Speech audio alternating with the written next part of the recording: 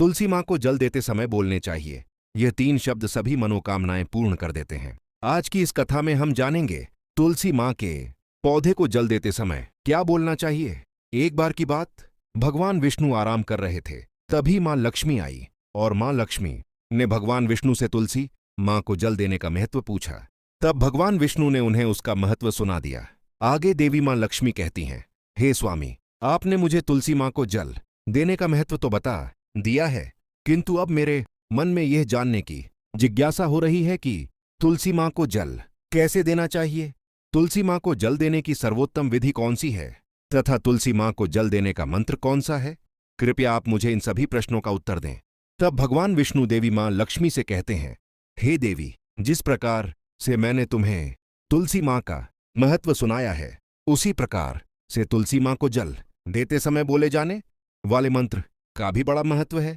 यह मंत्र केवल 3 शब्दों का है, किंतु इसका प्रभाव बहुत कल्याणकारी है। जो भी इंसान प्रतिदिन तुलसी माँ को जल देते समय अपने मुख से केवल ये 3 शब्द बोल देता है, तो साक्षात माँ लक्ष्मी उसके घर में प्रवेश करती हैं। उसकी दरिद्रता समाप्त हो जाती है, उसे धन धान्य की प्राप्ति होती है। वह मंत्र बताने से पहले मैं आपको तुलसी माँ के इस मंत्र का महत्व सुनाता हूँ। इस महत्व को सुन लेने मात्र से ही इंसान के समस्त पाप नष्ट हो जाते हैं। उसे 1000 वर्षों तक तुलसी माँ को जल देने का पुण्य प्राप्त हो जाता है। इसीलिए देवी लक्ष्मी, आप इस कथा को ध्यान से पूरा जरूर सुनें। देवी माँ लक्ष्मी कहती हैं, हे प्रभु, मैं इस कथा को पूरा अवश्य सुनूंगी। आप मुझे तुलसी माँ के मंत्र का महत्व सुनाइए। भगवान विष्णु कहते हैं, हे देवी लक्ष्मी, दक्षिण में एक अत्यंत शोभायमान नगरी थी। उस नगरी में रमेश नाम का एक खोटी बुद्धि का ब्राह्मण रहता था। पापियों का तो वह शिरोमणि था। उसका जन्म एक ऐसे ब्राह्मण परिवार में हुआ था जो पाप कर्म करने वाले और शास्त्र ज्ञान से शून्य थे।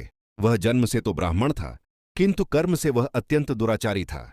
वह न पूजा पाठ करता, न ध्यान करता, न जप, न हवन और न ही मेहमानों का सत्कार करता था। उसके द्वार पर आए मेहमानों को बिना दान दिए ही क्रूरतापूर्वक भगा देता था। स्त्री लंपट होने के कारण वह सदैव ही पराई स्त्रियों में आसक्त रहता था। उसे मदिरापान करने की भी आदत थी, साथ ही वह मांस खाया करता था। वह दिन में खेत में काम करके पत्ते बेचकर जीविका चलाता था और रात में वेश्याओं का सेवन करता था। इस प्रकार से उसने अनेक वर्षों तक जीवन व्यतीत किया। फिर एक दिन वह दुर्बुद्धि रमेश बेचने के लिए पत्ते इकट्ठा करने के लिए एक रस्सी की वाटिका में घूमने लगा और पत्ते तोड़ने लगा। तभी एक कालरूप धारी काले सर्प ने उसे काट लिया और उसी समय उसकी मृत्यु हो गई। उसके बाद 2 यम के दूत उसे लेने के लिए उस स्थान पर प्रकट हुए और उसे उठाकर यमलोक ले जाने लगे। मार्ग में वह यमदूतों के सामने बहुत विलाप करने लगा, हे दूत, मुझे कहाँ ले जा रहे हो? मुझे छोड़ दो, मेरे प्राण बख्श दो। किंतु यमदूत उसे कहते हुए ले जाने लगे, अरे दुष्ट ब्राह्मण, तेरे पाप कर्मों के कारण तुझे सांप ने काट लिया है। अब यमदेव तुझे अवश्य घोर नरक में डाल देंगे। फिर यम के दूत उसे ब्राह्मण को लेकर यमलोक पहुंचते हैं और यमदेव के सामने खड़े हो जाते हैं। चित्रगुप्त उसे ब्राह्मण का लेखा जोखा निकालते हैं और यमदेव से कहते हैं, हे धर्मराज, इस ब्राह्मण ने बचपन से लेकर मृत्यु तक पाप ही पाप किया है। इसने कभी कोई पुण्य का काम नहीं किया।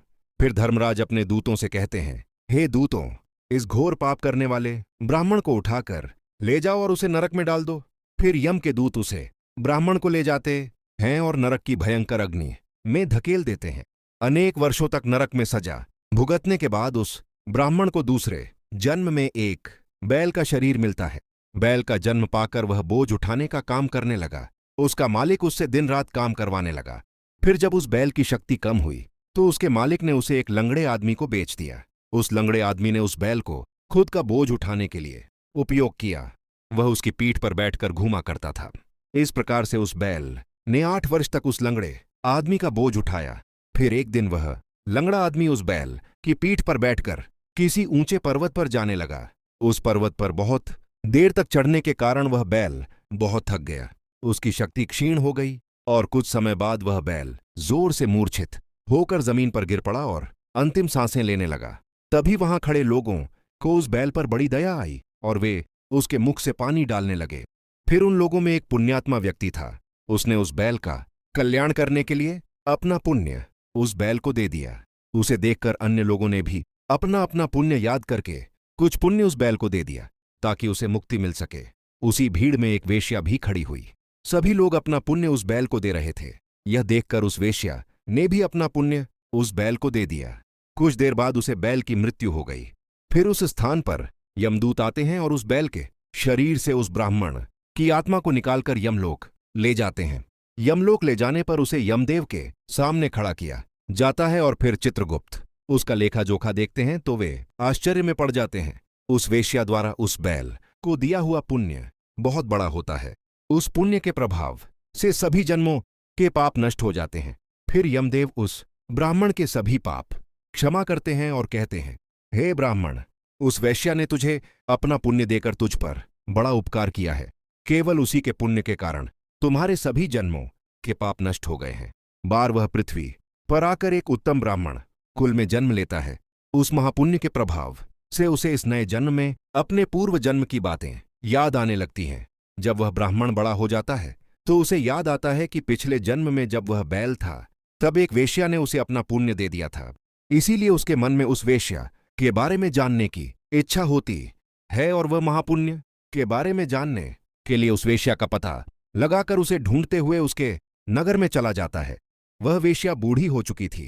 फिर जब उसे वह वेश्या मिल जाती है तो वह उसके सामने जाकर उसे बार बार प्रणाम करता है और उस वेश्या का धन्यवाद करने लगता है। वह वेश्या कहने लगती है, हे ब्राह्मण श्रेष्ठ, आप कौन हैं और किस कारणवश आप मुझ में वेश्या को धन्यवाद दे रहे हैं?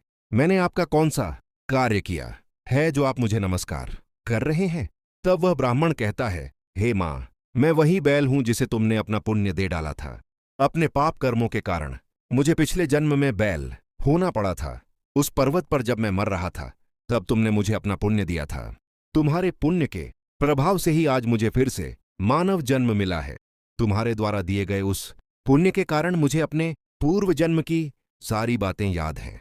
किंतु हे मां, मैं आज यहां पर यह जानने के लिए आया हूं कि तुमने मुझे उस समय पर अपना कौन सा पुण्य दिया था जिस कारण से मेरे सभी जन्मों के पाप नष्ट हो गए हैं।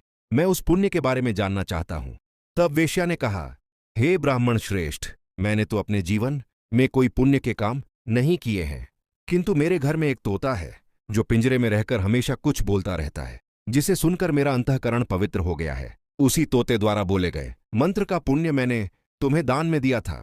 फिर वह वेश्या और वह ब्राह्मण उस तोते के पास जाते हैं और उसे पूछने लगते हैं, हे सुख, तुम कौन सा मंत्र बोलते रहते हो जिससे हमारे जीवन का उद्धार हुआ है? यह मंत्र तुम्हें किसने सिखाया और इस मंत्र का क्या अर्थ होता है? तब उस तोते ने अपने पूर्व जन्म का वृतांत सुनाना आरंभ किया। वह तोता कहने लगा, हे ब्राह्मण श्रेष्ठ, पिछले जन्म में मैं एक ब्राह्मण था। मैं अपने ज्ञान के अहंकार में अंधा हो चुका था। मैंने कभी गुरुजनों का आदर नहीं किया, सदैव ही उनका अपमान किया।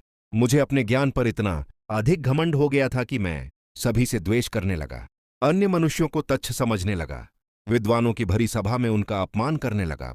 फिर कालांतर में मेरी मृत्यु हो गई और मुझे यमलोक ले जाया गया। पूज्यजनों और गुरुजनों का अपमान करने के कारण मुझे तोते के कुल में डाल दिया गया और मेरा जन्म एक तोते के रूप में हो गया। मेरे पाप कर्मों के कारण छोटी अवस्था में ही मेरा अपने माता पिता से स्नेह कट गया। फिर मैं पेड़ की डाल पर बैठकर रो रहा था। उसी स्थान से कुछ मुनि जा रहे थे। उन्होंने मेरी दयनीय पुकार सुनी और मुझे लेकर अपने आश्रम में चले गए। वहां उस आश्रम पर उन्होंने मुझे एक सुंदर पिंजरे में रखा और मेरा अच्छी तरह ख्याल रखा। वे मुझे प्रतिदिन भोजन दिया करते थे और पढ़ते थे। उस स्थान पर वे रस मुनि, उनकी स्त्रियां और बालक सभी प्रतिदिन तुलसी के पौधे को जल देते थे और उसके सामने एक मंत्र का जप करते थे। उन्हीं के मुख बार बार उस मंत्र को सुनकर मैंने उसे रट लिया और तभी से मैं उसे बोलता हूं। मंत्र को जान गया हूं और वही मंत्र मैं दिन रात बोलता हूं। उस मंत्र के प्रभाव से मेरी कभी मृत्यु नहीं हुई और मेरी आयु 100 वर्ष की हो गई। मैं इतने वर्षों तक जीवित रहा। इसी बीच एक रात को एक चोर उस स्थान पर आ गया और उसने मुझे वहां से चुरा लिया। फिर उस वेश्या ने मुझे उस चोर से खरीद लिया। उस वेश्या के घर आने के बाद भी मैं उस मंत्र को बोलता रहा, जिसे सुनकर उस वेश्या का मन भी पवित्र हो गया और उसने वेश्या का काम छोड़कर भगवान विष्णु की भक्ति करने लगी। उसी मंत्र के प्रभाव से मेरे पूर्व जन्मों के सभी पाप नष्ट हो गए और इसी मंत्र के प्रभाव से इस वेश्या का भी अंतःकरण पवित्र हो गया। हे ब्राह्मण देवता, इस मंत्र के पुण्य से आप भी पाप मुक्त हो गए हैं। इस प्रकार से तोते ने उस ब्राह्मण और उस वेश्या को सारा वृतांत सुनाया, जिसे सुनकर वे दोनों अत्यंत प्रसन्न हुए। फिर वे दोनों प्रतिदिन तुलसी मां को जल देकर उस मंत्र का जाप करने लगे। फिर वह वेश्या और वह ब्राह्मण तीनों उस मंत्र के प्रभाव से दिव्य विमान में बैठकर विष्णुलोक को चले गए। भगवान विष्णु कहते हैं, हे देवी मां लक्ष्मी, देखा आपने, केवल तुलसी मां के इस मंत्र के प्रभाव से उस तोते, उस वेश्या और उस ब्राह्मण के सभी पाप नष्ट हो गए हैं। इसीलिए प्रत्येक इंसान को रोज तुलसी मां को जल देते समय इस एक मंत्र का उच्चारण अवश्य करना चाहिए। हे देवी, वह मंत्र इस प्रकार है, इसे तुम ध्यान से सुनो। ओम वृंदावनी स्वाहा, ओम वृंदावन स्वाहा। भगवान विष्णु कहते हैं कि जो भी स्त्री प्रतिदिन तुलसी मां के समक्ष इस मंत्र का उच्चारण करेगी वह सौभाग्यशाली बनेगी। जो भी पुरुष तुलसी मां के सामने इस मंत्र का उच्चारण करेगा उसे अक्षय धन की प्राप्ति होगी। जिस घर के सामने प्रतिदिन तुलसी मां की पूजा की जाएगी उस घर में साक्षात लक्ष्मी का वास होगा।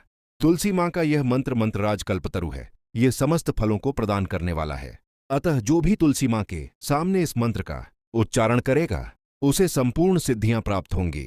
स्त्रियों को सदैव ही स्नान करके अपने बाल बांधकर मांग में सिंदूर भरकर प्रतिदिन तुलसी मां को जल देना चाहिए और इस मंत्र का उच्चारण करना चाहिए। रोज तुलसी मां के पौधे की परिक्रमा करनी चाहिए, इससे सभी दोष नष्ट हो जाते हैं। प्रतिदिन शाम के समय तुलसी मां के पास दीपक जलाना चाहिए और तुलसी मां के पास बैठकर भगवान विष्णु की आराधना करनी चाहिए। तुलसी मां के पास दीपक जलाने से इंसान को धन धान्य की प्राप्ति होती है।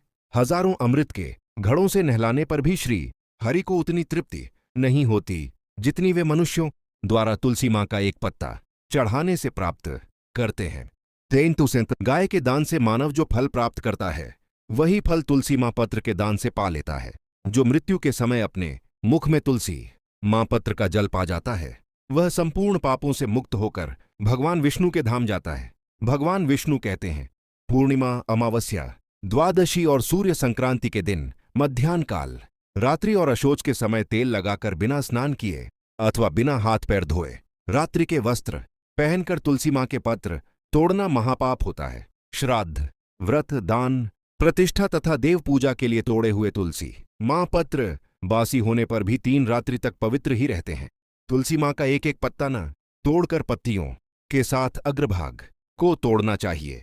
तुलसी मां की मंजरी सब फूलों से बढ़कर मानी जाती है। मंजरी तोड़ते समय उसमें पत्तियों का रहना भी आवश्यक माना गया है। पूज्य भाव से पौधे को हिलाए बिना तुलसी मां के अग्र भाग को तोड़ना चाहिए, इससे पूजा का फल लाख गुना बढ़ जाता है। तुलसी मां के पत्तों को कभी नाखून से नहीं तोड़ना चाहिए, इससे पाप लगता है। रात्रि में तुलसी मां के पौधे को स्पर्श न करें और उसके पत्ते न तोड़ें, ऐसा करना अशुभ माना गया है। रात्रि में तुलसी मां का पौधा निद्रा अवस्था में होता है, ऐसे में पत्ते तोड़ने पर पाप ही लगता है। गुरुवार के दिन तुलसी मां के पौधे में थोड़ा सा कच्चा दूध अर्पित करें। दूध चढ़ाते समय ओम नमो भगवते वासुदेवाय नमः इस मंत्र का जाप अवश्य करना चाहिए। तुलसी मां के पौधे के पास शालिग्राम रखें और उस पर तिल चढ़ाएं। पूजा में तुलसी मां और शालिग्राम को दूध में भीगे